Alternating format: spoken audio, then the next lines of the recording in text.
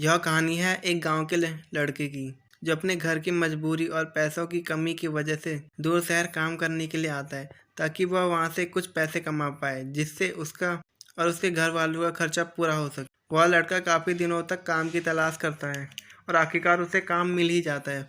वह लड़का अपना सारा काम पूरी ईमानदारी और मेहनत से करता है। यह देखकर उसका बॉस खुश हो जाता है।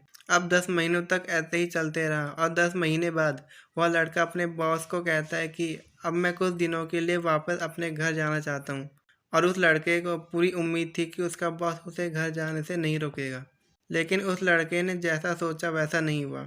उसका बॉस कहता है कि नहीं, तुम्हें 4 महीने तक और काम करना है और फिर तुम उसके बाद अपने घर जा सकते हो। इस लड़के को गुस्सा आता है, लेकिन वह अपने गुस्से को कंट्रोल करके अपने बॉस से पूछता है कि बताइए बॉस, कौन सा काम है। उसका बॉस कहता है कि हमें एक घर खरीदना है।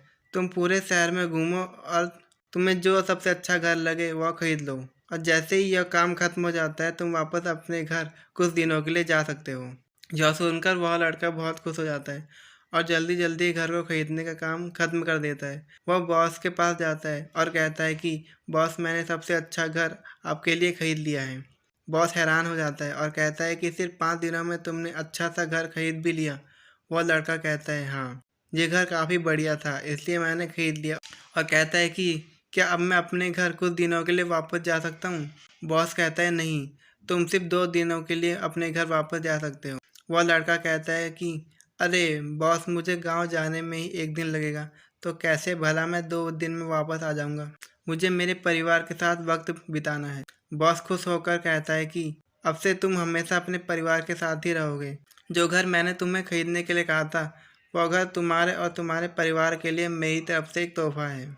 यह सुनकर वह लड़का खुश होने के बजाय उदास हो जाता है और कहता है कि अगर बॉस आपने मुझे पहले कहा होता कि ये घर आप मेरे लिए खरीद रहे हैं तो मैं थोड़ी और जानकारी प्राप्त करके इससे और अच्छा घर खरीदता।